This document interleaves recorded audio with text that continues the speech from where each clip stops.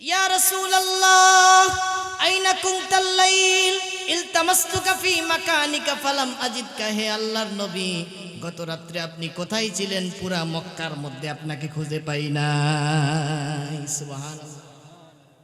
কাফেররা আবার নিচের দিকে দেখা শুরু করছে। হায় হায়, আমরা তো এতক্ষণ বললাম মুহাম্মদ বাইতুল মুকাদ্দাসে যায় নাই, কাহিনী তো শেষ। এবার আল্লাহর নবী বলতেছেন, আবু বকর, গত রাত্রে কেমনে আমাকে পাবা? গত রাত্রে তো আল্লাহ তাআলা আমাকে মেরাজে নিয়ে গিয়েছেন। সুবহানাল্লাহ। আবু বকর বললেন, ইয়া রাসূলুল্লাহ সাদাকতা ইয়া রাসূলুল্লাহ, ও আল্লাহর নবী আপনি সত্য বলেছেন। এই কথা বলার সাথে সাথে আল্লাহ ওহী করে দিলেন, ও নবীজি, আবু বকর আজ থেকে আবু বকর না, আবু বকর সিদ্দিক। সুবহানাল্লাহ। মহা সত্যবাদী আবু বকর। সুবহানাল্লাহ। কাফেররা যখন এরকম কথা বলল, আমার ভাইরা, আমার বন্ধুগণ, এই ঘটনায় বাদশাহ, রোমের বাদশাহ হিরোকিলিয়াসের কাছে বর্ণনা করা হলো। আবু সুফিয়ান গিয়ে বলল, ও রোমের বাদশাহ হিরোকিলিয়াস, আপনি কি জানেন মুহাম্মদ নাকি এক রাতে 7 আসমান পাড়ি দিয়ে আবার কাবার মধ্যে আসছে? হিরোকিলিয়াস বলে, কি জানি, হতেও পারে। হঠাৎ পাশে একজন ব্যক্তি ছিল, সে ছিল বাইতুল মুকাদ্দাসের দরজা খোলা এবং বন্ধ করার কাজ ছিল তার। সেই লোকটা সাক্ষ্য দিচ্ছে, তাফসীরে মাআরিফুল কোরআনে দেখবেন। সেই লোকটা বলতেছে, যেই রাত্রে, এমন একটা রাতে আমি বাইতুল মুকাদ্দাসের গেট বন্ধ করব, কিন্তু কিছুতেই বন্ধ হয় না। খুব চেষ্টা করলাম, মিস্ত্রি ডাকলাম, কেউ বন্ধ করতে পারলো না। সব গেট জানালা বন্ধ, একটা গেট খোলা।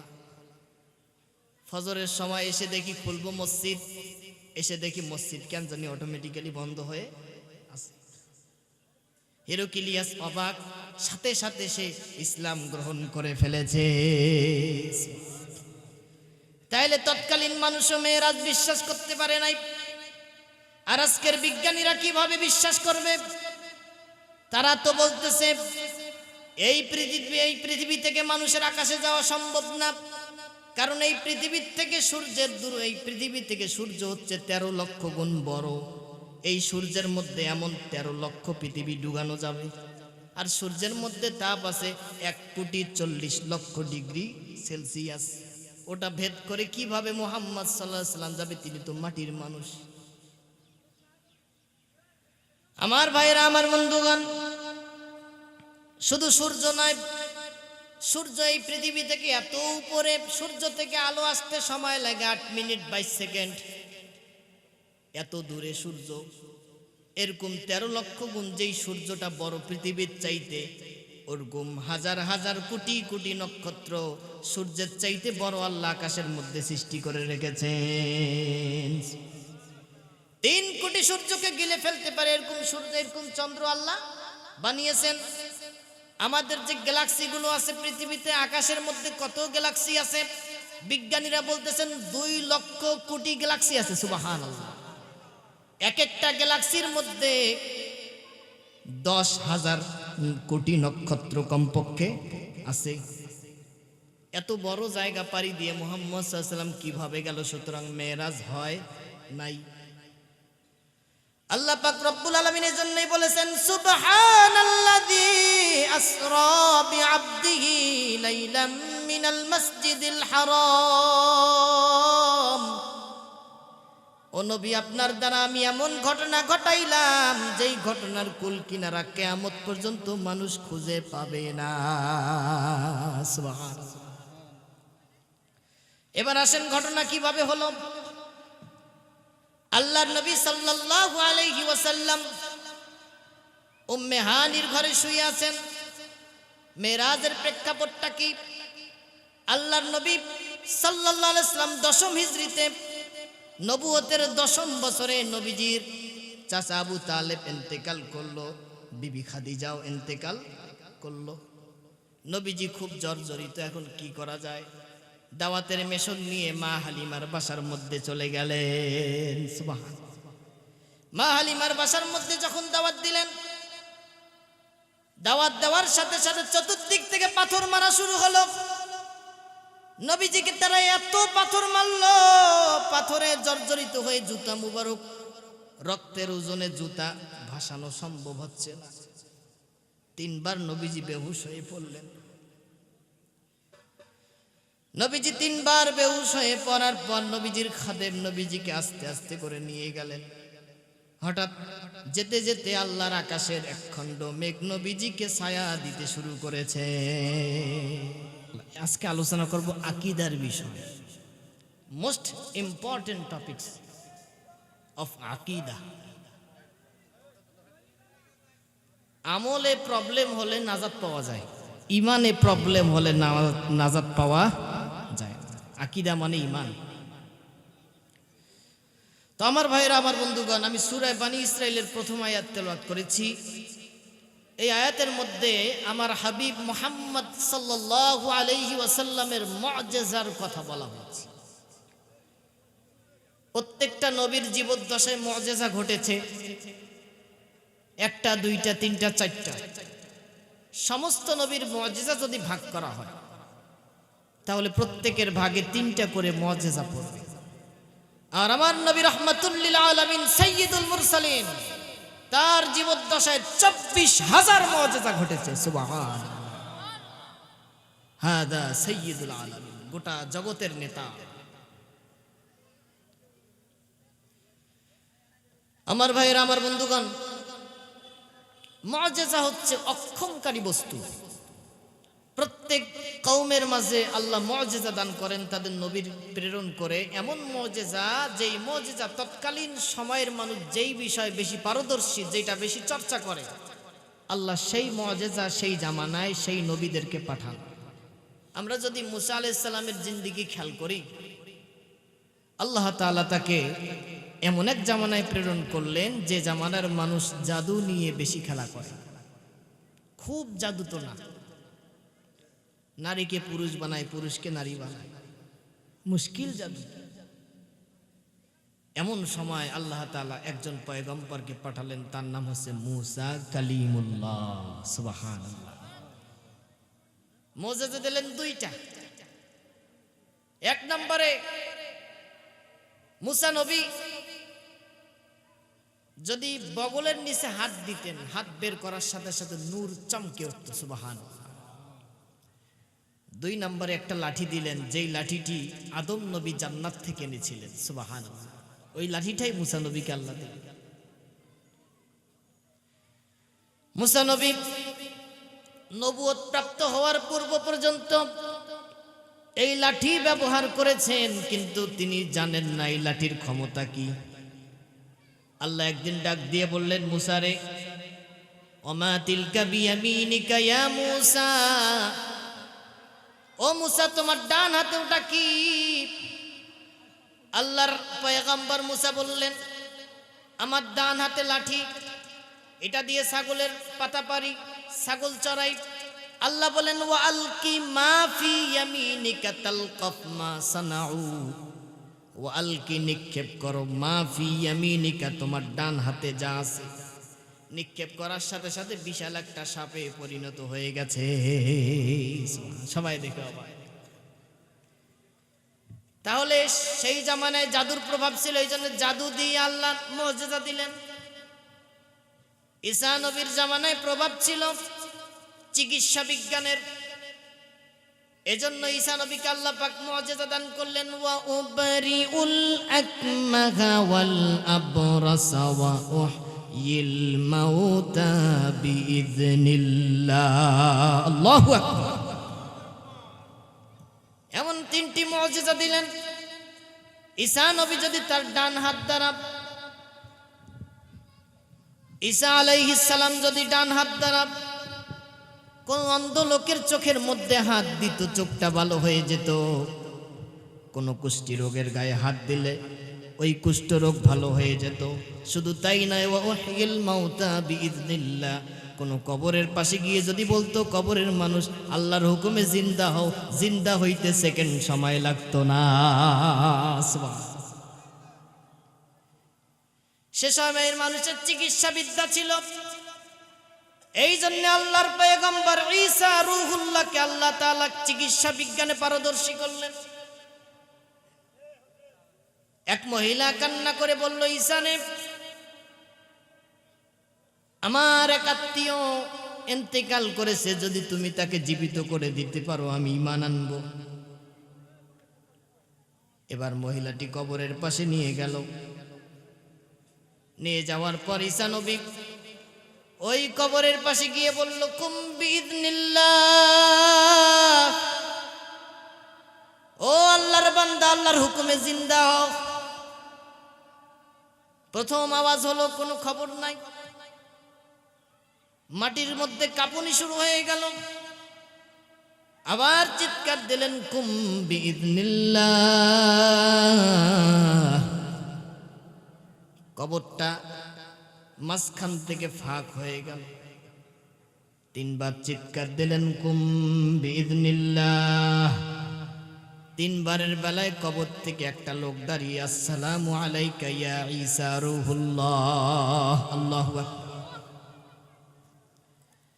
এবার ঈসা নবী বললেন, বাবাজি,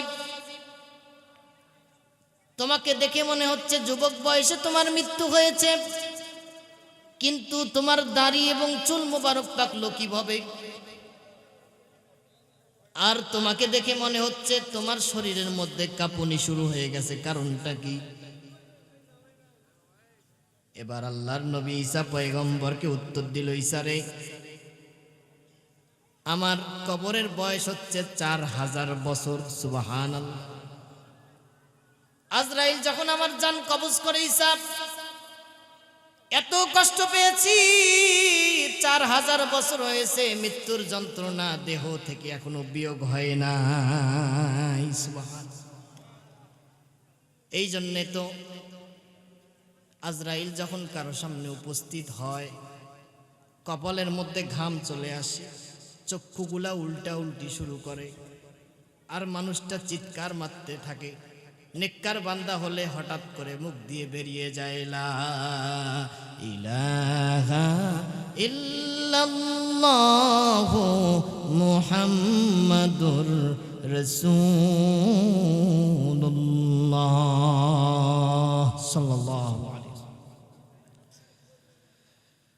এবার লোকটিকে জিজ্ঞাসা করলেন, আচ্ছা বুঝলাম তোমার কাঁপুনি এই জন্যে, তোমার চুল মোবারক পাকা কেন, কারণটা কি?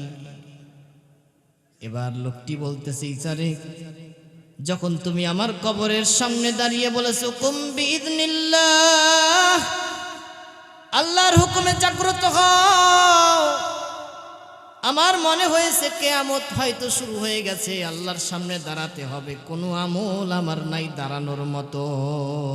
সুবহানাল্লাহ। তাহলে তার জামানায় এই মুজিজা, আল্লাহর নবীকে আল্লাহ 24,000 মুজিজা দিলেন, তার মধ্যে একটি মুজিজা হচ্ছে জীবন্ত মুজিজা কোরআনুল কারীম। এই কোরআনের মুজিজা কিয়ামত পর্যন্ত থাকবে। যতদিন যাবে কোরআন থেকে মানুষ তালাশ করবে আর অবাক হয়ে যাবে কেমন মুজিজা। তার মধ্যে একটি মুজিজা বলি, যেটা আজ পর্যন্ত 1400 বছর আগে কোরআনে আয়াত নাজিল হয়ে গেছে, কোনো মানুষ ভুল প্রমাণ করতে পারে নাই। সেই আয়াতটা হচ্ছে কুল্লু নাফসিন যায়িকাতুল মাউত, মৃত্যুর স্বাদ সকলকে ভোগ করতে হবে। বিজ্ঞানীরা গবেষণা করতে করতে এমন কোনো তথ্য আজ পর্যন্ত আবিষ্কার করে নাই যে কোনো মানুষকে বাঁচিয়ে রাখার কোনো উপায় পৃথিবীতে নাই। জীবন্ত মুজিজা। সেই জামানায় আল্লাহ কোরআন নাজিল করলেন, যেই জামানায় সাবা মুআল্লাকা কবিতা নিয়ে মানুষ প্রতিযোগিতা করত, সাহিত্যের চর্চা ছিল, আল্লাহ এমন কোরআন নাজিল করলেন মানুষ পাগল হয়ে যেত শুধু তেলাওয়াত শুনে। হাজার হাজার মানুষ নবীর হাতে হাত রেখে ঈমান এনেছে। সুবহানাল্লাহ। এবার আবু জেহেল উতবা যখন দেখলো কাহিনী এই, নবীর তেলাওয়াত শোনার জন্য মানুষ পাগল, হুকুম করলো লা তাসমাউ লিহাযাল কুরআনি ওয়ালগাউ ফীহি লাআল্লাকুম তাগলিবুন। আল্লাহু আকবার। আবু জেহেল বলল, আজ থেকে কেউ মুহাম্মাদের কথা শুনবে না, তার তেলাওয়াত শুনবে না, যেখানে তেলাওয়াত করে গন্ডগোল করে শেষ করে দিবে। হুকুম দিল আবু জেহেল। এবার মক্কার চার নেতা তেলাওয়াত শোনার নেশায় রাত্রি যখন অর্ধেক হয়ে গেছে, আল্লাহর নবীর খেজুর পাতার বাসার মধ্যে পিছন থেকে আল্লাহর নবীর তেলাওয়াত শোনার জন্য তারা চলে যায়। নবীজি তাহাজ্জুদের নামাজ পড়েন, বিভিন্ন সূরা তেলাওয়াত করেন, শুনতে শুনতে রাত 1টা 2টা ফজর পর্যন্ত তারা শুনে আবার চলে যায়। পাগল হয়ে গেছে। আমার ভাইরা, আমার বন্ধুগণ, এই পরিস্থিতি যখন মানুষ দেখল যে মুহাম্মাদের তেলাওয়াতের পাগল মক্কার নেতারাও, তখন কাফেররা সিদ্ধান্ত নিল এখন থেকে মুহাম্মাদের তেলাওয়াত আর কেউ শুনবো না। রাত্রিবেলা 4টা কাফের বিছানার মধ্যে ঘুমিয়েছে। ঘুমানোর পর হঠাৎ রাত্রিবেলা জাগ্রত হয়েছে। সবাই চিন্তা করেছে আজকে তো আইন নোটিশ করছি, কেউ শুনতে যাবে না। আবু জেহেল চিন্তা করে দৌড় দিছে মুহাম্মাদের বাসার কাছে। উতবা দৌড় দিছে, সাইবা দৌড় দিছে, ওলীদ ইবনে মুগীরা দৌড় দিছে। দৌড় দিয়ে গভীর রাতে নবীজি তেলাওয়াত করতেছেন, আর রহমানু আল্লামাল কুরআন খালাকাল ইনসানা আল্লামাহুল বায়ান। রহমান তেলাওয়াত করতেছেন। সূরা রহমান শুনতে শুনতে ফজর সকাল হয়ে গেছে। সকলে একে উপরের দিকে তাকিয়ে দেখে 4টা কাফের উপস্থিত। কোরআনের তেলাওয়াত কেউ ভুলতে পারে নাই। এমনকি নবীজি যখন কোথাও তেলাওয়াত করতেন, আল্লাহ পাক কোরআন নাজিল করে দিলেন, নবীজি আজকে আপনি তেলাওয়াত করেছেন, যেই জিনদের বয়স 2000 4000, ওই জিনরা আপনার তেলাওয়াত শুনে ওইখানে থেমে তেলাওয়াত শুনে মনে মনে ইসলাম গ্রহণ করে ফেলেছে। সুবহানাল্লাহ। জিনদের মধ্যে হিন্দু আছে, জিনদের মধ্যে হিন্দু আছে, নারী আছে, পুরুষ আছে। এটা মনে রাখতে হবে, জিন বিশ্বাস করা লাগবে। এটা কোরআনে আল্লাহ তাআলা বলেছেন। অনেকে মেডিকেল সায়েন্স এখনো আবিষ্কার করতে পারেন এই জিনের তত্ত্ব। তা জিনদের মধ্যে হিন্দু আছে। দুর্গা পূজা, কালী পূজার মধ্যে যে সমস্ত জিন যায় সেগুলো হচ্ছে হিন্দু জিন। আবার মুসলমান জিনও আছে। যেমন বাইতুল মুকাদ্দাস যে জিন নির্মাণ করেছে সেই জিন এখনো বেঁচে আছে, তার নাম হচ্ছে ইফরিত। কি নাম? ইফরিত। আজও সেই বাইতুল মুকাদ্দাস আছে। বিশাল বড় জিন, সবচেয়ে বেশি বয়স্কা জিন এখনো পৃথিবীতে বেঁচে আছে। হয়তো এখানে উপস্থিত আছে, আলহামদুলিল্লাহ, হতেও পারে উপস্থিত আছে। আমার ভাইরা, আমার বন্ধুগণ, তাহলে কোরআন তাদেরকে মাধুর্য করল। এবার আল্লাহ তাআলা নবীজিকে এমন একটা মুজিজা দিল, যেই মুজিজা তৎকালীন থেকে শুরু করে কিয়ামত পর্যন্ত কোনো মানুষ সেই মুজিজার কুল কিনারা খুঁজে পাবে না। সেই মুজিজার আয়াত আমি পড়েছি। আল্লাহ তাআলা বলেছেন, সকলে পড়ুন, সুবহানাল্লাযী আসরা বিআবদিহি লাইলাম মিনাল মাসজিদিল হারামি ইলাল মাসজিদিল আকসা। আল্লাহু আকবার। সুবহান, সেই মহাপবিত্র সত্তা, পবিত্র একমাত্র কে? ছেলেও বলে আমার ভাইয়ের চরিত্র ফুলের মতো, মেয়েও বলে আমার ভাইয়ের চরিত্র ফুলের মতো। আরে বেটা গাঞ্জা খায় তাও বলে ফুলের মতো পবিত্র। আল্লাহ বলেছেন, আল মালিকুল কুদ্দুসুস সালামুল মুমিনুল মুহাইমিনুল আজিজুল জব্বারুল মুতাকাব্বিরাল কুদ্দুস। পবিত্র একমাত্র আল্লাহ। প্রত্যেকটা মানুষের দোষ ত্রুটি আছে, কিন্তু আল্লাহর কোনো দোষ নাই। এজন্য বলেছেন সুবহানাল্লাহি আম্মা ইউশরিকুন। তোমরা যা বলো সব থেকে আল্লাহ পবিত্র। সুবহানাল্লাহ। এমন একটা ঘটনা আল্লাহ বর্ণনা করতেছেন, যেই ঘটনার শুরুতে সুবহান ব্যবহার করলেন, কি বললেন সেখানে? সুবহানাল্লাযী আসরা, সেই মহাপবিত্র সত্তা যিনি রাত্রিবেলা সফর করিয়েছেন, লাইলান, রাতের একটা অংশে, মিনাল মসজিদিল হারাম, মসজিদে হারাম থেকে, ইলাল মসজিদিল আকসা, মসজিদে আকসা পর্যন্ত। এখানে আবদিহি, বান্দা ব্যবহার করা হয়েছে। আল্লাহর কাছে সবচাইতে সম্মানের ডাক হচ্ছে বান্দা। কি? বান্দা। এজন্য যখন নেককার মানুষ মৃত্যুবরণ করে, আকাশ থেকে হাজার হাজার ফেরেশতা নাজিল হয়ে যায়, এসে বলে, ইয়া আইয়াতুহান নাফসুল মুতমাইন্নাহ, ও প্রশান্ত আত্মা, ইরজিই ইলা রাব্বিকি রাদিয়াতাম মারদিয়া, আল্লাহর সন্তুষ্টের দিকে সন্তুষ্ট প্রাপ্ত হয়ে ফিরে আসো। আস্তে করে জানটা বের করার পর বলে, ফাদখুলি ফি ইবাদি, আগে বান্দার মধ্যে শামিল হও, তারপর ওয়াদখুলি জান্নাতি, তারপর জান্নাতে যাও। বান্দা না হয়ে জান্নাতে যাওয়া সম্ভব না। বান্দা হওয়ার জন্য শর্ত কি?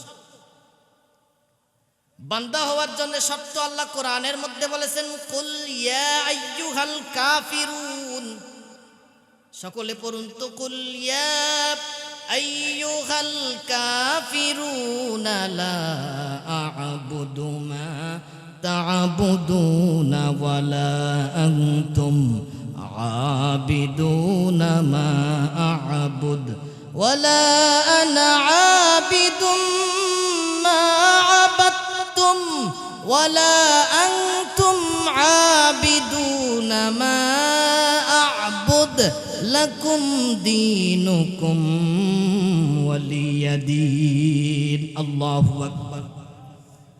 ও নবী, আপনি বলেন, লা আ'বুদু, আমি ইবাদত করি না, মা তা'বুদুন, তোমরা যার ইবাদত করো। তার মানে বান্দা হওয়ার জন্য শর্ত হচ্ছে একমাত্র শুধুমাত্র ইবাদত করতে হবে কার? সকল ক্ষেত্রে, পরিবার, সমাজ, রাষ্ট্র, রাজনীতি, সকল ক্ষেত্রে গোলামি হবে কার? এখন অনেকে ইসলামী দল করে। ইসলামী দল করতে গেলে গণতন্ত্র করতে হয়। গণতন্ত্রের প্রতিষ্ঠাতা হচ্ছে আব্রাহাম লিঙ্কন। তাহলে আপনি যে নির্বাচনে ভোট দিচ্ছেন, আবার ভোট চেতে আসতেছেন, এইটা তো আল্লাহর দেওয়া পদ্ধতি না। তার মানে আপনি আল্লাহর ভোটের মধ্যে আল্লাহর গোলামি করেন নাই। আমার বন্ধুগণ,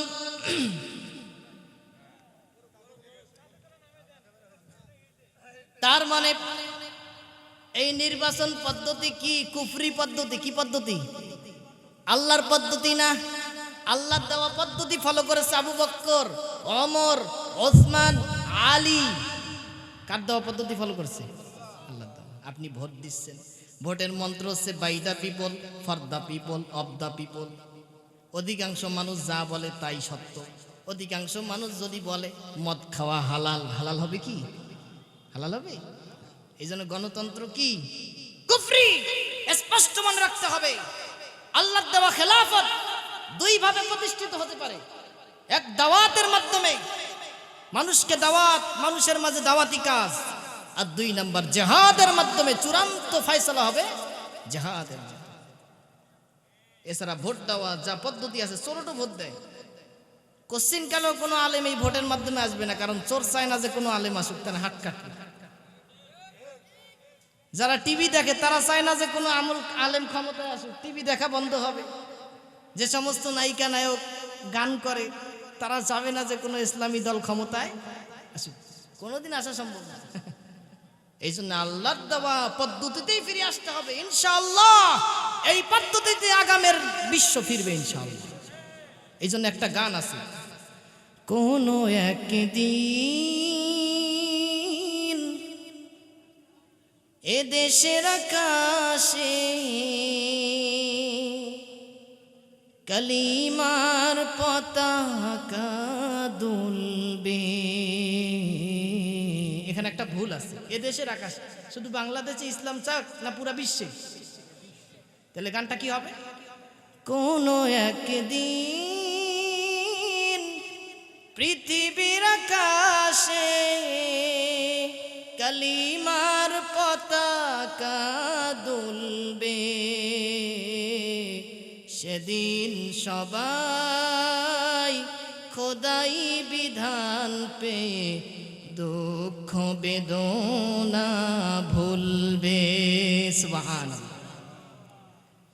মসজিদে হারাম থেকে মসজিদে আকসা আল্লাহ সফর করাবেন, এটা কোরআনের মধ্যে আছে। এখন মসজিদে হারাম থেকে মসজিদে আকসা গেলেন, এই আলোচনা করার পূর্বে আল্লাহ সুবহান শব্দ ব্যবহার করলেন। এই মেরাজের মধ্যে কি আছে যার কারণে আল্লাহ সুবহান শব্দ ব্যবহার করলেন? অথচ ইব্রাহিম নবী আগুনের ভিতরে 40 দিন ছিলেন। আশ্চর্যজনক ঘটনা কি না? সেখানে আল্লাহ সুবহান ব্যবহার করেন নাই। ইউনুস নবী মাছের পেটের ভিতরে ছিলেন 40 দিন। শুধু মাছের পেটের ভিতরে না, সমুদ্রের ভিতরে মাছ খেয়ে ভিতরে চলে গেছে। যেই মাছটা ইউনুস নবীকে খেয়েছে সেই মাছকে আবার আরেকটা মাছ খেয়েছে। 3টা অন্ধকার। 40 দিন আগুনের ভিতরে ছিল। আগুনের ভিতরে কোনো অক্সিজেন থাকে না, বাতাস থাকে না, বাঁচার কোনো সম্ভাবনা। অথচ আল্লাহ সেখানে সুবহান শব্দ ব্যবহার করেন নাই। ইউনুস নবী মাছের পেটের ভিতরে ছিলেন 40 দিন, যেখানে কোনো আলো ছিল না। বিজ্ঞান বলতেছে কেউ যদি একাধারে 7 দিন কোনো অন্ধকারের মধ্যে থাকে সে আর চোখে আলো দেখবে না। অথচ সেই আলোচনাগুলোতে আল্লাহ সুবহান শব্দ ব্যবহার করেন নাই। মেরাজের আলোচনা করতে গিয়ে সুবহান শব্দ ব্যবহার করলেন। তার কারণ হচ্ছে নবীজি মেরাজে গিয়েছে। এইটা তো আজকে কখনো মানুষ বিশ্বাস করতে পারবে না, কুল কিনারা খুঁজে পাবে না। আর তৎকালীন জামানায় মক্কার কাফেররাও সেই মেরাজকে বিশ্বাস করতে পারে নাই। নবীজি মেরাজ থেকে এসে কাবা শরীফের মধ্যে হেলান দিয়ে বসে আছেন। মাররা আবু জাহাল আদুউল্লাহ। আবু জাহেল নবীজির পাশ দিয়ে গেলেন, বললেন ভাতিজা হালমিন খবরিন, কোনো তথ্য আছে নাকি? প্রত্যেক দিন তো বলো জান্নাত এই জাহান্নামে, কোনো তথ্য আছে নাকি? কয় হ্যাঁ আছে চাচা, গত রাত্রে তো আমি মসজিদে হারাম থেকে মসজিদে আকসা পর্যন্ত গিয়েছি। সেখান থেকে 7 আসমান পাড়ি দিয়ে আল্লাহর আরশে আজিম পর্যন্ত গিয়েছি। সুবহানাল্লাহ। হ্যাঁ কি কও তুমি? আবার কত? আমি গত রাত্রে মসজিদে হারাম থেকে মসজিদে আকসা পর্যন্ত গিয়েছি। কয় থামো, এই কথাটা কি আমি মানুষকে বলবো? হ্যাঁ বলেন, আমি তো সত্যি গিয়েছি। এবার আবু জাহেল বলল, ও মক্কার লোকেরা তাল এসো, দেখো মুহাম্মদ কি বলে। মুহাম্মদ আজকে পাগল হয়ে গেছে, নাউযুবিল্লাহ। মুহাম্মদ আজকে পাগল হয়ে গেছে। এমন ঘটনা মুহাম্মদ শুনাইলো যেটা কেউ বিশ্বাস করতে পারে না। সকল মানুষ উপস্থিত হয়ে সকলে জিজ্ঞাসা করে, কই গেছিলে? কয় মসজিদে আকসা। কয় আবার এক রাতে মসজিদে হারামে আসছে? কয় হ্যাঁ। হ্যাঁ। এবার সকলে চুল আসরা আসি, দাড়ি কামড়া কামড়ি, হাত চুলকা চুলকি শুরু করলো যে ভাতিজা এমন ঘটনা শুনাইলা। তার কারণ তাদের জানা মতে তৎকালীন জামানায় মসজিদে হারাম থেকে মসজিদে আকসা পর্যন্ত যাওয়া আসা করতে 80 দিন সময় লাগতো। আর মুহাম্মদ ভাতিজা বলে 80 দিনের রাস্তা এক রাতেই শেষ। হাসার তো কথা। এবার সকলে হাসাহাসি করতেছে। এমন সময় আবু জাহেল বলে, থামো, আরে আবু বক্করকে শোনাও, সে তো ঈমান আনছে, আজকে জানুক যে মুহাম্মদ একটা বড় পাগল। আবু বক্করকে ডাক দেওয়া হলো। আবু বক্কর এসেই বললেন, ইয়া রাসূলুল্লাহ আইনা কুনতাল লাইল ইলতামাসতুকা ফি মাকানিকা ফালাম আজিদকা। হে আল্লাহর নবী, গত রাত্রে আপনি কোথায় ছিলেন? পুরা মক্কার মধ্যে আপনাকে খুঁজে পাই নাই। সুবহানাল্লাহ। কাফেররা আবার নিচের দিকে দেখা শুরু করছে। হায় হায়, আমরা তো এতক্ষণ বললাম মুহাম্মদ বাইতুল মুকাদ্দাসে যায় নাই, কাহিনী তো শেষ। এবার আল্লাহর নবী বলতেছেন, আবু বকর গত রাত্রে কেমনে আমাকে পাবা? গত রাত্রে তো আল্লাহ তাআলা আমাকে মেরাজে নিয়ে গিয়েছেন। সুবহানাল্লাহ। আবু বকর বললেন, ইয়া রাসূলুল্লাহ সাদাকতা ইয়া রাসূলুল্লাহ, ও আল্লাহর নবী আপনি সত্য বলেছেন। এই কথা বলার সাথে সাথে আল্লাহ ওহী করে দিলেন, ও নবীজি আবু বকর আজ থেকে আবু বকর না, আবু বকর সিদ্দিক। সুবহানাল্লাহ। মহা সত্যবাদী আবু বকর। সুবহানাল্লাহ। কাফেররা যখন এরকম কথা বলল, আমার ভাইরা, আমার বন্ধুগণ, এই ঘটনায় বাদশাহ, রোমের বাদশাহ হিরোকিলিয়াসের কাছে বর্ণনা করা হলো। আবু সুফিয়ান গিয়ে বলল, ও রোমের বাদশাহ হিরোকিলিয়াস, আপনি কি জানেন মুহাম্মদ নাকি এক রাতে 7 আসমান পাড়ি দিয়ে আবার কাবার মধ্যে আসছে? হিরোকিলিয়াস বলে, কি জানি, হতেও পারে। হঠাৎ পাশে একজন ব্যক্তি ছিল, সে ছিল বাইতুল মুকাদ্দাসের দরজা খোলা এবং বন্ধ করার কাজ ছিল তার। সেই লোকটা সাক্ষ্য দিচ্ছে, তাফসীরে মাআরিফুল কোরআনে দেখবেন। সেই লোকটা বলতেছে, যেই রাত্রে, এমন একটা রাতে আমি বাইতুল মুকাদ্দাসের গেট বন্ধ করব, কিন্তু কিছুতেই বন্ধ হয় না। খুব চেষ্টা করলাম, মিস্ত্রি ডাকলাম, কেউ বন্ধ করতে পারলো না। সব গেট জানালা বন্ধ, একটা গেট খোলা। ফজরের সময় এসে দেখি খুলবো মসজিদ, এসে দেখি মসজিদ কেন জানি অটোমেটিক্যালি বন্ধ হয়ে আছে। হিরোকিলিয়াস অবাক, সাথে সাথে সে ইসলাম গ্রহণ করে ফেলেছে। তাইলে তৎকালীন মানুষও মেয়েরাজ বিশ্বাস করতে পারে নাই, আর আজকের বিজ্ঞানীরা কিভাবে বিশ্বাস করবে? তারা তো বলতেছে এই পৃথিবী থেকে মানুষের আকাশে যাওয়া সম্ভব না, কারণ এই পৃথিবীর থেকে সূর্যের এই পৃথিবী থেকে সূর্য হচ্ছে 13 লক্ষ গুণ বড়। এই সূর্যের মধ্যে এমন 13 লক্ষ পৃথিবী ডুবানো যাবে, আর সূর্যের মধ্যে তাপ আছে 1,40,00,000 ডিগ্রি সেলসিয়াস। ওটা ভেদ করে কিভাবে মুহাম্মদ সাল্লাল্লাহু আলাইহি সাল্লাম যাবে? তিনি তো মাটির মানুষ। আমার ভাইরা, আমার বন্ধুগণ, শুধু সূর্য নয়, সূর্য এই পৃথিবী থেকে এত উপরে, সূর্য থেকে আলো আসতে সময় লাগে 8 মিনিট 22 সেকেন্ড। এত দূরে সূর্য, এরকম 13 লক্ষ গুণ যেই সূর্যটা বড় পৃথিবীর চাইতে, ওরকম হাজার হাজার কোটি কোটি নক্ষত্র সূর্যের চাইতে বড় আল্লাহ আকাশের মধ্যে সৃষ্টি করে রেখেছেন। 3 কোটি সূর্যকে গিলে ফেলতে পারে এরকম সূর্য, এরকম চন্দ্র আল্লাহ বানিয়েছেন। আমাদের যে গ্যালাক্সিগুলো আছে পৃথিবীতে, আকাশের মধ্যে কত গ্যালাক্সি আছে? বিজ্ঞানীরা বলতেছেন 2 লক্ষ কোটি গ্যালাক্সি আছে। সুবহানাল্লাহ। এক একটা গ্যালাক্সির মধ্যে 10,000 কোটি নক্ষত্র কমপক্ষে আছে। এত বড় জায়গা পাড়ি দিয়ে মুহাম্মদ সাল্লাল্লাহু আলাইহি ওয়াসাল্লাম কিভাবে গেল? সুতরাং মেরাজ হয় নাই।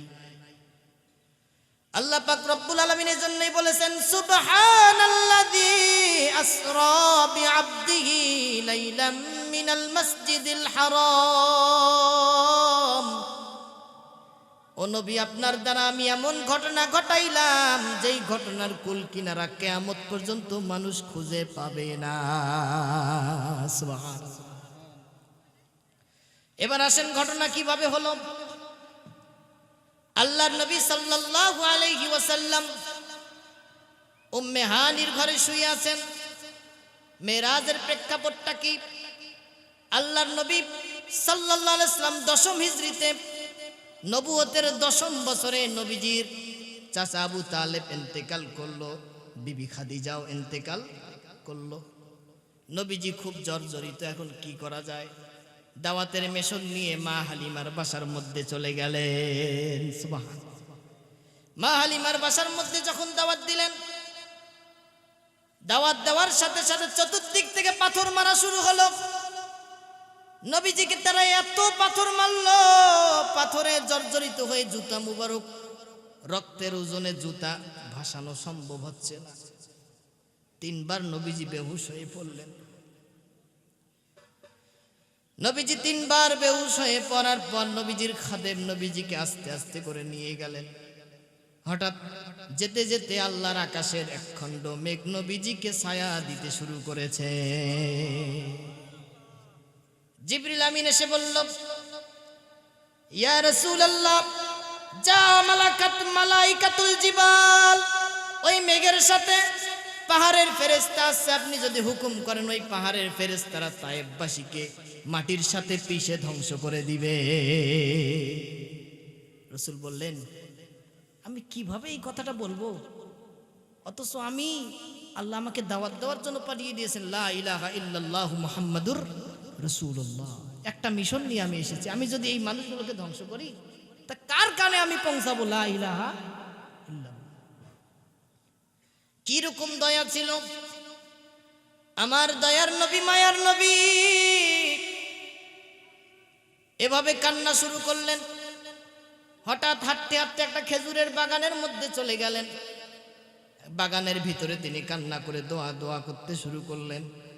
এমন সময় একজন লোক একটা গ্লাসের মধ্যে আঙ্গুরের শরবত করে নিয়ে এসেছে। নবীজি আঙ্গুরের শরবতটা খেয়ে ফেললেন। খাওয়ার পর নবীজি তার মাথার মধ্যে হাত বুলিয়ে দোয়া করলেন। বললেন, তোমার নাম কি? কয় আদ্দাস। তোমার বাসা কোথায়? অমুক এলাকায়। আরে অমুক এলাকায় তো ইউনুস নবীর বাসা। কয় আপনি ইউনুস নবীর খবর কিভাবে জানেন? নবীজি বলেন, আল্লাহ পাকের যত নবী আছে এ সকল নবীর খবর আল্লাহ আমাকে জানিয়েছেন। শুধু খবর না, আদম থেকে নিয়ে নূহ, ইব্রাহিম, মূসা, হারুন যত নবী আছে সমস্ত নবীর যত ভালো গুণ আছে আমি মুহাম্মাদের সিনার মধ্যে আল্লাহ ঢুকিয়ে দিয়েছেন। আমার ভাইরা, আমার বন্ধুগণ, নবীজি এবার ব্যথায় জর্জরিত হয়ে আবার মক্কার মধ্যে চলে গেলেন। চাচাতো বোন উম্মে হানির ঘরের মধ্যে শুয়ে আছেন। এমন সময় রাত্রিবেলা বাইনান নাইমি ওয়াল ইয়াকযান, ঈশার নামাজ পড়ে কেবল ঘুমিয়েছেন, চোখটা বন্ধ করেছেন। এমন সময় দেখতেছেন উম্মে হানির ঘরের ছাদটা দুই ফাঁক হয়ে গেছে। সুবহানাল্লাহ। নাফারুন সালাসু নাফারুম মিনাল মালাইকা, তিনজন ফেরেশতা নাজিল হলো। সুবহানাল্লাহ। তিনজন ফেরেশতা নাজিল হয়ে আল্লাহর নবী সাল্লাল্লাহু আলাইহি ওয়াসাল্লামকে জমজমের কূপের মধ্যে নিয়ে গেল। ফাসাক্কা সাদরাহু, নবীজির এখান থেকে নাভি পর্যন্ত কেটে ফেললেন। নবীজির কলিজাটা বের করলেন। বিমা ইং জমজম, জমজমের পানি দিয়ে নবীজির কলিজাটা ধৌত করে ফেললেন। সুবহানাল্লাহ। এই জন্যে আকাশের নিচে জমিনের উপরে সবচেয়ে শ্রেষ্ঠ পানি হচ্ছে জমজমের পানি। সুবহানাল্লাহ। এই জন্যে অলিয়া উলিয়াগণ বলেন, জমজমের পানি খেয়ে যদি কেউ কোনো নিয়ত করে আল্লাহ সাথে সাথে কবুল করে ফেলে। সুবহানাল্লাহ। জমজমের পানি কখনো ফেলে দিবেন না। জমজমের পানি দিয়ে ধৌত করার পর আমালাহু ঈমানাও ওয়া ইহসানাও ওয়া ইসলামা, ঈমান, হিকমত, ধৈর্য, সবুর দিয়ে আল্লাহর নবীর কলিজাটাকে পরিপূর্ণ করে দেওয়া হলো। সুবহানাল্লাহ। এবার নবী সাল্লাল্লাহু আলাইহি ওয়াসাল্লামকে নিয়ে নবীজি বলেন, উতিতু বিল বুরাক, আমার সামনে একটি প্রাণী নিয়ে আসা হলো। বুরাক নাম তার কি? বুরাক। বুরাকের মধ্যে 4টা অক্ষর আছে, বা, র, আলিফ, কফ। আর বুরাক যে শব্দ থেকে নির্গত তার মধ্যে অক্ষর আছে 3টা, বা, র, কফ। বারকুন মানে বিদ্যুৎ। বুরাকের মধ্যে অক্ষর আছে 4টা। বিদ্যুতের গতি হচ্ছে প্রতি সেকেন্ডে 3 লক্ষ কিলোমিটার। আর বুরাকের মধ্যে যেহেতু 4টা অক্ষর আছে, আরবি গ্রামারের পরিভাষায় বলা হয় জিয়াদাতুল মাবানি তাদুল্লু আলা জিয়াদাতিল মানা। যখন কোনো আরবি বর্ণের মাঝে, আরবি শব্দের মাঝে অক্ষর বাড়ে তখন অর্থ বৃদ্ধি পায়। তা বুরাক বিদ্যুতের চাইতে কোটি কোটি গুণ বেশি দ্রুততার সাথে চলে। সুবহানাল্লাহ। নবীজির কাছে প্রাণীটা আনা হল আবিয়াদু, দপদপে সাদা। ফাওকাল হিমারি দুনাল বাগাল, গাদার চাইতেও বড়, একটু বড়। খচ্চরের চাইতে একটু ছোট এমন একটি প্রাণী আনা হলো। বোরাকটাকে যখন নবীজির কাছে নিয়ে আসা হলো, বোরাক লাফালাফি শুরু করছে। জিবরিল আমিন বলছে, মা হিয়া ইয়া বোরাক, বোরাক কি হলো, লাফালাফি করতেছো কেন? এবার বোরাকের চোখ দিয়ে পানি বের হয়েছে, বোরাকের জবান আল্লাহ খুলে দিয়েছে, বলতেছে আসসালামু আলাইকা ইয়া রাসূলুল্লাহ। সুবহানাল্লাহ। হে আল্লাহর নবী, আপনি আজকে মেরাজে যাবেন আমার পিঠের উপরে চড়ে। আমি চাই যেই দিন আপনি জান্নাতে যাবেন আপনার উম্মতদেরকে নিয়ে, আমি বোরাকের পিঠের উপরে চড়ে যেন আপনি নবী জান্নাতে যান। সুবহানাল্লাহ। বোরাকের মধ্যে নবীজি চললেন, জিবরিল আমিনও চললেন। এবার বোরাক রওনা দিচ্ছে। এমন সময় নবীজি হঠাৎ বললেন, ইনজিল ইয়া মুহাম্মদ, হে মুহাম্মদ এখানে নামুন, ফাসাল্লি, নামাজ পড়ুন। ফাসাল্লাইতু রাকাতাইন, আমি 2 রাকাত নামাজ পড়লাম। নবীজি বললেন, আপনি জানেন এটা কোন জায়গা? জিবরিল আমিন বললেন, এটা হচ্ছে সেই জায়গা ইয়াসরিব, যেখানে আপনি হিজরত করে আসবেন। কিছু দূর যাওয়ার পর আবার জিবরিল আমিন বলল, ইনজিল ফাসাল্লি রাকাতাইন, এখানে নামুন, 2 রাকাত নামাজ পড়ুন। আমি 2 রাকাত নামাজ পড়লাম। পড়ার পর জিজ্ঞাসা করলাম, জিবরিল আমিন এটা কোন জায়গা? জিবরিল আমিন বলল, এটা ঈসা নবী যেখানে জন্মগ্রহণ করেছে সেই জায়গা। কিছুক্ষণ পর আবার বললেন, এখানে নামুন, 2 রাকাত নামাজ পড়ুন। আমি 2 রাকাত নামাজ পড়লাম। জিজ্ঞাসা করলাম, কোন জায়গা? জিবরিল আমিন বলল, মুসা কালিমুল্লাহ যেই জায়গায় দাঁড়িয়ে আল্লাহর সাথে কথা বলতো, এটা সেই জায়গা। এবার জিবরিল আমিন মুহাম্মদ সাল্লাল্লাহু আলাইহি ওয়াসাল্লামকে সাথে নিয়ে যাচ্ছেন। এমন সময় যেতে যেতে 3 দল লোক মানুষের সাক্ষাৎ পেলেন। 3 দল লোক আল্লাহর নবীকে সালাম দিল এভাবে, আসসালামু আলাইকা ইয়া আউয়াল, আসসালামু আলাইকা ইয়া আখির, আসসালামু আলাইকা ইয়া শাফি'। সুবহানাল্লাহ। 3 দল লোক সালাম দিলেন, নবীজি সালামের উত্তর দিলেন। কিছু দূর যাওয়ার পর নবীজি দেখতেছেন পুরা পৃথিবীর সৌন্দর্য নয় একটা মেয়ে দাঁড়িয়ে আছে। জিবরিল আমিন বলে, ইনতালিক, আপনি চলেন, ওই মেয়ে লোকটার দিকে তাকিয়েন না। আমি চললাম। চলতে চলতে একটা বৃদ্ধা লোক আমাকে ডাকলো। জিবরিল আমিন বললেন, ইনতালিক, আপনি চলুন, তার দিকে তাকাবেন না। আবার একটা বুড়া লোক ডাকতেছে। জিবরিল আমিন বললেন, চলুন, তার দিকে তাকাবেন না। এভাবে চলতে চলতে বাইতুল মুকাদ্দাস পর্যন্ত পৌঁছে গেলাম। এবার মুহাম্মদ সাল্লাল্লাহু আলাইহি ওয়াসাল্লামকে বলা হলো, ও নবী, আপনি কি জানেন আপনি কোন দল আপনাকে সালাম দিয়েছে জানেন কি? 1 নম্বরে প্রথম দলে ছিল ঈসা নবী, দ্বিতীয় দলে ছিল মুসা নবী, তৃতীয় দলে ছিল ইব্রাহিম নবী। 3 জন নবীর দল আপনি নবীকে সালাম দিয়েছে। আজকে অনেক মানুষ সালাম খুঁজে পায় না, মিলাদ কিয়াম খুঁজে পায় না, অথচ সমস্ত নবী পয়গম্বর বিশ্ব নবী রাহমাতুল লিল আলামিনকে সালাম দিয়েছে। এই কথা নাকি বলা বেদাত, ইয়া নবী সালাম আলাইকা নাকি বলা বেদাত। অথচ সমস্ত পয়গম্বর আমার নবী নূর নবী মুহাম্মদ সাল্লাল্লাহু আলাইহি ওয়াসাল্লামকে সালাম দিয়েছে। আমার ভাইরা, আমার বন্ধুগণ, এরপর জিবরিল আমিন বললেন, ওই যে মেয়ে লোকটাকে দেখলেন, ওই মেয়ে লোকটা কে জানেন? ওই মেয়ে লোকটা হচ্ছে দুনিয়া। এরকম সুন্দরী সুন্দরী মেয়ের পিছনে যুবকরা পৃথিবীতে ঘুরবে, জীবন যৌবন সব শেষ করে দিবে।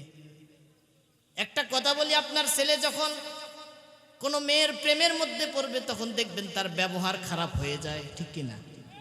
আল্লাহ বলেছেন। এই জন্য প্রিয় ভাইয়েরা, ইন্না কাইদাকুন্না আযীম, আল্লাহ বলেছেন মেয়ের চক্রান্তে পড়ো না, মেয়ের চক্রান্ত শয়তানের চাইতে বড় কঠিন। সুবহানাল্লাহ, শয়তানের চাইতে বড় কঠিন আল্লাহ বলতেছেন। আমার ভাইরা, আমার বন্ধুগণ, মেয়ের চক্রান্তে পড়েছিলেন ইউসুফ নবী। 7টা গেট বন্ধ করে দিয়েছে, বলতেছে হাই তালাক, ইউসুফ আসো, তোমার সাথে সঙ্গম করব। ইউসুফ নবী বললেন মাআদাল্লাহ, আল্লাহর কাছে আশ্রয় চাই। এমন সময় বলে ইউসুফ নবী দৌড় দিয়েছে 7টা গেটের দরজা আল্লাহর ফেরেশতারা হাজার হাজার ফেরেশতার সাথে সাথে খুলে দিয়েছে। সুবহানাল্লাহ। আমার ভাইরা, আমার বন্ধুগণ, এভাবে নবীজি বাইতুল মুকাদ্দাস পর্যন্ত গেলেন। যাওয়ার পর নিজের বাহনটা বাঁধলেন। বাঁধার পর জিবরিল আমিন বলতেছে আপনি হুর দেখবেন? কয় হ্যাঁ, হুর দেখব। প্রত্যেক মুমিন বান্দাকে আল্লাহ 72টা করে হুর দিবেন। সুবহানাল্লাহ। আমার ভাইরা, আমার বন্ধুগণ, আল্লাহর নবী হুলাম দিলেন। হুররা বলল আমরা হচ্ছে মুত্তাকি পরহেজগার বান্দাদের জন্য। এবার নবীজি আবার বাইতুল মুকাদ্দাসে ফিরে গেলেন। বাইতুল মুকাদ্দাসে ফিরে গিয়ে হঠাৎ করে দেখেন মসজিদের মিনারা থেকে আজানের আওয়াজ ভাসতেছে। সুবহানাল্লাহ। আজান আসতেছে। বাইতুল মুকাদ্দাস মক্কা সৌদি আরবে আজান হয় এভাবে, আল্লাহু আকবার, আল্লাহু আকবার, আল্লাহু আকবার, আল্লাহু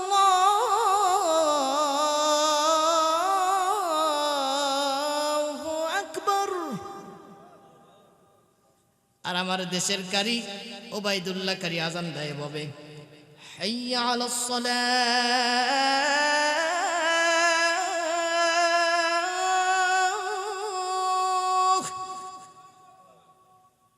হাইয়া আলাস সালাহ।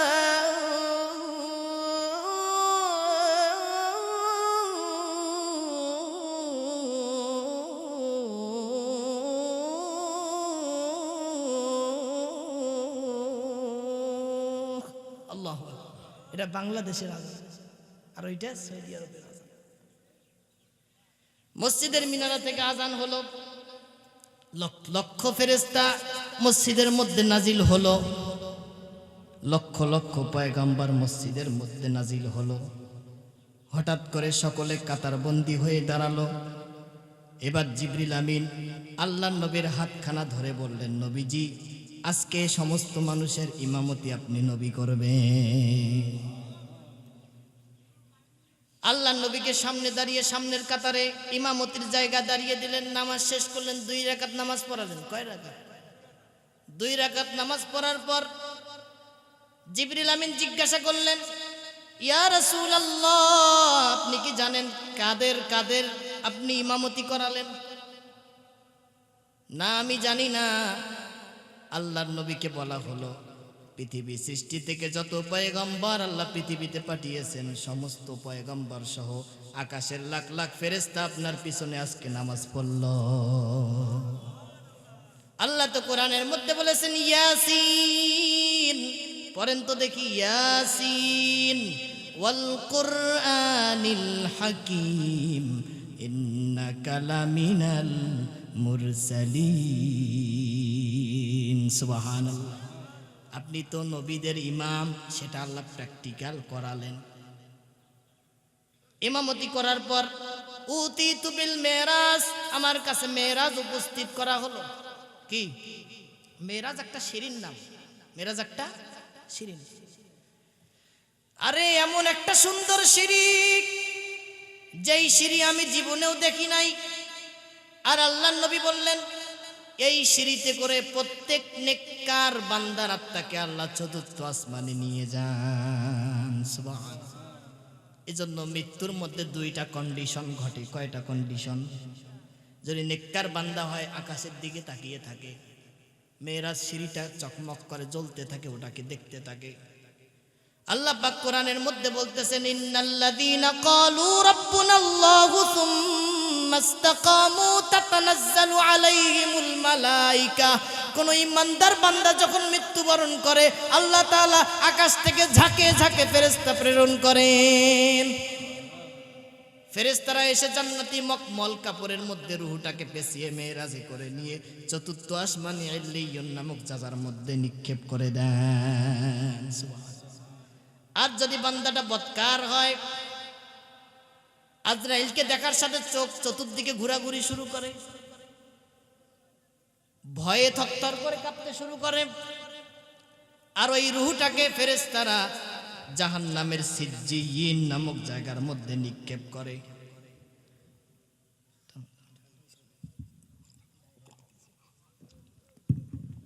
আমার ভাইরা, আমার বন্ধুগণ, মেরাজ আনা হলো। মেরাজে করে নবীজি রওনা দিবেন। রওনা দিতে দিতে প্রথম আকাশে চলে গেছেন। জিবরিল আমিন প্রথম আকাশে ডেকে অনুমতি চেলেন। এজন্যে জিবরিল আমিন হচ্ছে ফেরেশতাদের সর্দার, তারও অনুমতি চেতে হয়। অথচ আমাদের মাঝে, আমাদের সমাজের মাঝে এমন কিছু এতর মানুষ আছে যারা মানুষের বাসায় ঢোকার সময় অনুমতি চায় না। আল্লাহ পাক কোরআনের মধ্যে বলেছেন, হাত্তা তাস্তানিসু ওয়া তুসাল্লিমু আলা আহলিহা। আল্লাহু আকবার।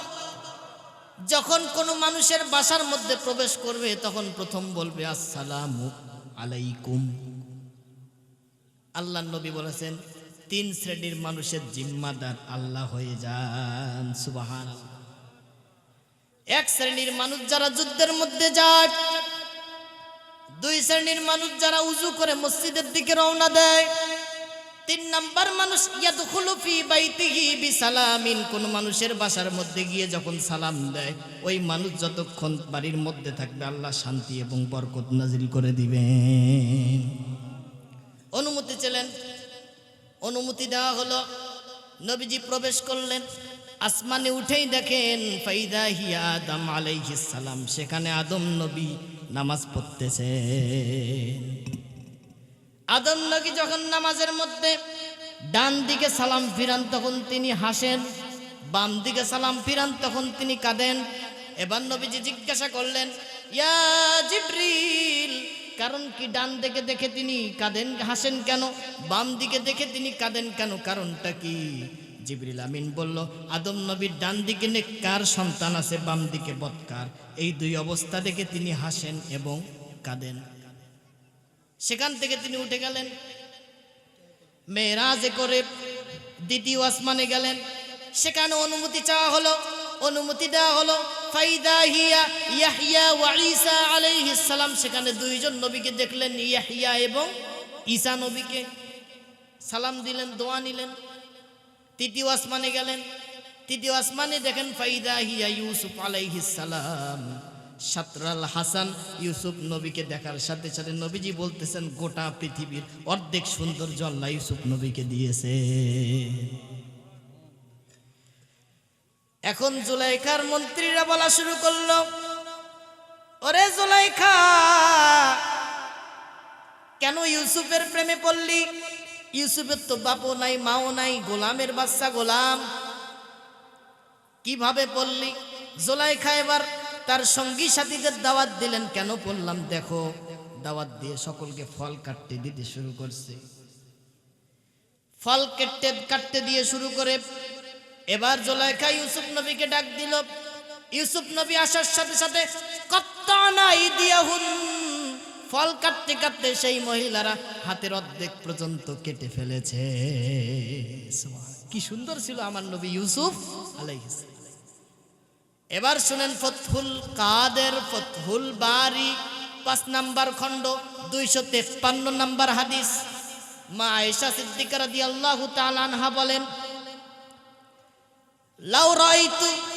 লাউ রাআইনা উম্মে জুলাইখা লা সারনা জাবিনাত মুহাম্মদ সাল্লাল্লাহু আলাইহি ওয়াসাল্লাম বিকাতইল কুলুবি আলাল ইয়াদি।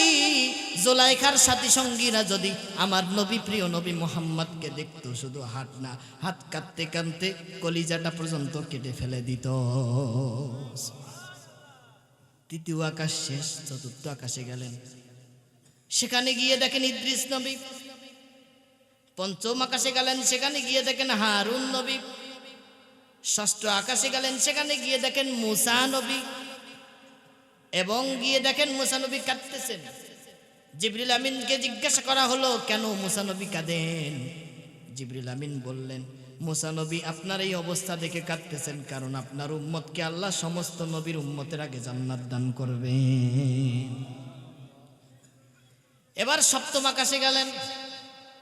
গিয়ে দেখেন বিশাল মসজিদ, নাম তার বাইতুল মামুর। গিয়ে দেখেন একজন ব্যক্তি হেলান দিয়ে আছে, মুহাম্মদ সাল্লাল্লাহু আলাইহি সাল্লামের মতো চেহারা। তিনি অবাক হয়ে গেলেন, এই ব্যক্তিকে? ফাইদা হিয়া ইব্রাহিম আলাইহিস সালাম। সুবহানাল্লাহ, জাতির পিতা ইব্রাহিম আলাইহিস সালাম। ইব্রাহিম নবীকে দেখলেন, কিছু বাচ্চা সেখানে উপস্থিত। জিজ্ঞাসা করলেন, এই বাচ্চাগুলি কি করে? এবার জিবরিল আমিন বললেন যে এই সমস্ত বাচ্চা 7 বছর, 6 বছর, 9 বছর, 10 বছর ইন্তেকাল করে, সেই সমস্ত বাচ্চাদেরকে নিয়ে ইব্রাহিম নবী সপ্তম আসমানে খেলা করে। আর ইব্রাহিম নবীর ডিউটি হলো, কোনো মানুষ যদি কোনো মানুষের বাচ্চাকে হাফেজ বানাতে চায়, আলেম বানাতে চায়, কিন্তু দেখা গেল হঠাৎ বাচ্চাটা 6 বছর বয়সে মারা গেল। আর ইব্রাহিম নবীর ডিউটি হলো 6 বছর থেকে মারা যাওয়ার পর থেকে ওই বাচ্চাটাকে পরিপূর্ণ হাফেজে কোরআন বানানো। ইব্রাহিম আলাইহিস সালাম কে দেখে এবার তিনি বাইতুল মামুর দেখলেন। সেখানে দৈনিক 70,000 ফেরেশতা তাওয়াফ করে। যে সমস্ত ফেরেশতারা তাওয়াফ করে, দ্বিতীয়বার আর সুযোগ পায় না। সপ্তম আসমান থেকে সিদরাতুল মুনতাহায় গেলেন, সিদরাতুল মুনতাহা থেকে জান্নাতে গেলেন। জান্নাতে গিয়ে 2টা কন্ডিশন দেখলেন। প্রথমে গিয়ে প্রথম ঘরটা দেখলেন মা খাদিজা কুবরার ঘর। সুবহানাল্লাহ। বলেন, জিবরাইল এই ঘরটা কার? কয় আপনার স্ত্রী খাদিজার ঘর। কয় খাদিজা এত মর্যাদা পাইল? কারণ হলো খাদিজা, আপনি যখন দাওয়াত দিতেন, খাদিজা আপনাকে সব রকম সাহায্য করেছে, এমনকি খাদিজা সব সম্পত্তি আপনার পায়ের নিচে ঢেলে দিয়েছে। এই জন্য কোনো স্ত্রী যদি জান্নাত দিতে চায়, তার প্রথম শর্ত হলো স্বামীর আনুগত্য করা। অনেক স্ত্রী আজকাল তালিম করে বেড়ায়, তরবিয়ত করে বেড়ায়, স্বামীর সাথে সম্পর্ক ভালো নাই, সেটা দিয়ে কোনো কাজ হবে? আল্লাহ বলেছেন লিতাসকুনু ইলাইহা, স্বামীকে যদি শান্তি দিতে পারো, স্বামীকে যদি তৃপ্তি দিতে পারো, আল্লাহর জান্নাত আ'আদ্দাহা তোমার জন্য প্রস্তুত। জোরে বলি সুবহানাল্লাহ। এরপর জান্নাতের মধ্যে ঢুকে দেখলেন বেলালের আজান শোনা যায়। সুবহানাল্লাহ। নবীজি জিজ্ঞাসা করলেন, আজান কার? কয় বেলালের আজান। বেলালের আজান এখানে কিভাবে আসলো? জিবরিল আমিন বলতেছে, বেলাল যখন ওযু করত তখন এই 2 রাকাত তাহিয়াতুল ওযুর নামাজ পড়তো। যখনই ওযু করত তখনই 2 রাকাত নামাজ পড়তো। এই 2 রাকাত নামাজের বদৌলতে তার আজানকে আল্লাহ সপ্তম আসমানের উপরেও রেখে দিয়েছেন। কিয়ামত পর্যন্ত বেলালের আজান জান্নাতের মধ্যে ভাসবে। সুবহানাল্লাহ। কিছুক্ষণ পরে নবীজি দেখতেছেন কোরআনের তেলাওয়াত শোনা যায়। জিজ্ঞাসা করলেন, জিবরিল আমিন এই কোরআনের তেলাওয়াত কার? কয় হারেসার।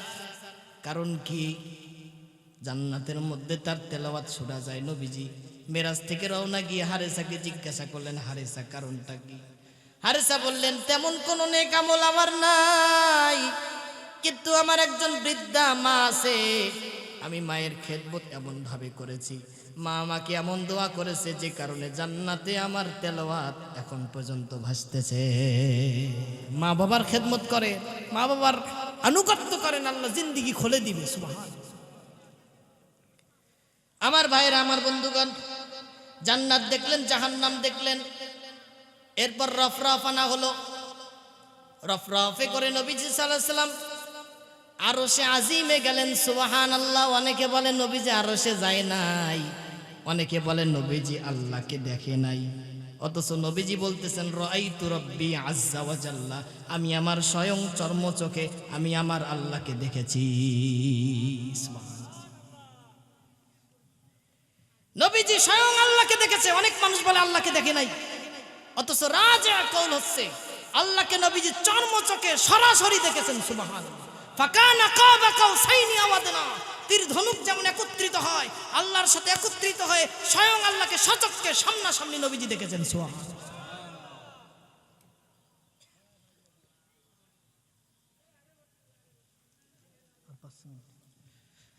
আমার ভাইয়েরা, আমার বন্ধুগণ, এবার তিনি আবার নেমে আসতেছেন মেরাজ থেকে। 6ষ্ঠ আকাশে মুসা নবীর সাথে সাক্ষাৎ। মুসা নবী বললেন, আল্লাহ আপনাকে কি দিল? কয় 50 রাকাত 50 ওয়াক্ত নামাজ প্রতিদিন। কয় আপনার উম্মত পারবে না, আপনি যান। ফাসআলহু তাখফিফ, কমিয়ে আনেন। আল্লাহ নবী গেলেন, 10 ওয়াক্ত কমিয়ে দেওয়া হলো। 10 ওয়াক্ত করে কমাতে কমাতে বারবার আসার পর 5 ওয়াক্ত নামাজ দেওয়া হলো। কয় ওয়াক্ত? 5 ওয়াক্ত নামাজ দেওয়া হলো। মুসা নবী বললেন, এই 5 ওয়াক্ত আপনার উম্মত পড়তে পারবে না, কারণ আমার উম্মতকে আল্লাহ 2 ওয়াক্ত নামাজ দিয়েছিল, সেটা পড়তে পারে নাই। আপনার উম্মত 5 ওয়াক্ত নামাজ পড়তে পারবে না, আপনি আবার কমিয়ে আনেন। আল্লাহ নবী বলেন, না না, আমি লজ্জা পাই, আমি আর যাব না। আল্লাহ পাক বললেন, ও নবী, মা ইউবাদদালুল কাউলু লাদাইয়া, আল্লাহর কথার মধ্যে কোনো পরিবর্তন নাই। আপনার উম্মতকে 5 ওয়াক্ত নামাজ প্রস্তুত করে দেওয়া হলো। এই 5 ওয়াক্ত নামাজ যদি কোনো উম্মত দৈনিক পড়ে, আল্লাহ পাক 50 ওয়াক্ত নামাজের সওয়াব দান করবে। সকলে নামাজ পড়তে রাজি ইনশাআল্লাহ? হাত তুলুন। ইনশাআল্লাহ 5 ওয়াক্ত নামাজ পড়বো সকলে ইনশাআল্লাহ। ফিনিশিং দিয়ে দিচ্ছি। এরপর নবী করিম সাল্লাল্লাহু আলাইহি সাল্লাম মেরাজ থেকে আসতেছেন, বাইতুল মুকাদ্দাস থেকে আসবেন। এমন সময় দেখেন, ইউসাল্লি কাইমান মুসা আলাইহিস সালাম, মুসা আলাইহিস সালামের কবরের পাশ দিয়ে আসতেছেন। এমন সময় দেখেন মুসা নবী কবরের মধ্যে দাঁড়িয়ে দাঁড়িয়ে নামাজ পড়তেছেন। মুসা নবীর এই হালত থেকে জিজ্ঞাসা করলেন, নবী কবরে নামিয়ে দাঁড়িয়ে নামাজ পড়ে কারণ কি? এজন্য আহলে সুন্নাত ওয়াল জামাতের আকীদা হচ্ছে প্রত্যেক নবী কবরের মধ্যে জীবিত। প্রত্যেক নবী কবরের মধ্যে কি? জীবিত। মুসা নবী নামাজ পড়ে, ঈসা নবী, প্রত্যেক নবী কবরের মধ্যে জীবিত। 3 শ্রেণীর মানুষের জন্য কবরকে আল্লাহ ভক্ষণ করা হারাম করেছেন। কয় শ্রেণীর মানুষ? 1 নম্বরে প্রত্যেক নবী আম্বিয়া, 2 নম্বরে শহীদগণ, 3 নম্বরে হাফেজে কোরআন বা যাদের অন্তরের মধ্যে সব সময় জিকির থাকে। এই 3 শ্রেণীর মানুষকে কবর কখনো ভক্ষণ করতে পারে না। আমার ভাইরা, আমার বন্ধুগণ, কবরের চাপ এত কঠিন, যখন কোনো মানুষকে কবরের মধ্যে রাখা হয়, লাকাদ তাদায়াকাল কবর, কবর এমন চাপ দেয়, কবরের চাপের সাথে সাথে মানুষের সমস্ত হাড় হাড্ডি গুলা গুঁড়া হয়ে যায়। আল্লাহু আকবার। এই কবরকে ভয় করেন আমার ভাইরা, আমার বন্ধুগণ। প্রত্যেক মানুষকে কবরে যেতে হবে কিনা, সওয়ালের সম্মুখীন হতে হবে কিনা? প্রশ্ন হবে 5টা। কয়টা? আমরা অনেকে শুনছি প্রশ্ন হবে 3টা, 5টা প্রশ্ন হবে। একটা হবে সাইকোলজিক্যাল, মনস্তান্ত্রিক প্রশ্ন। কবরে যখন মানুষকে রাখা হবে, 2 জন ফেরেশতা এসে সেই কবরের মানুষটাকে তুলবে। তোলার পরে তার কাছে মনে হবে কবর, মনে হয় আসরের সময়, সে বলবে দানি উসাল্লি, আমাকে ছেড়ে দাও, আমি নামাজ পড়ব। সুবহানাল্লাহ। এই জন্য প্রথম পরীক্ষা হবে নামাজের পরীক্ষা। যখন ব্যক্তিটি নামাজ পড়তে যাবে সে মুমিন, ইমানদার। এরপরে 2 নাম্বার প্রশ্ন হবে মান রব্বুকা ওমান দীনুকা ওমান হাদার রাজুল আল্লাযী বুইসা ফীকুম। সুবহানাল্লাহ। আমার ভাইরা, আমার বন্ধুগণ, কবরের চাপ থেকে বাঁচা খুব কঠিন। এজন্য জান্নাত কিনার মাধ্যম হচ্ছে 2টা। কয়টা? আমরা নামাজ পড়তেছি, রোজা রাখতেছি, জান্নাত পাবো, তার কোনো গ্যারান্টি? অবশ্য আল্লাহ গ্যারান্টি দিয়েছে, 2টা কাজ যদি করো জান্নাতের গ্যারান্টি দিব। কয়টা কাজ করতে রাজি আছেন তো ইনশাআল্লাহ?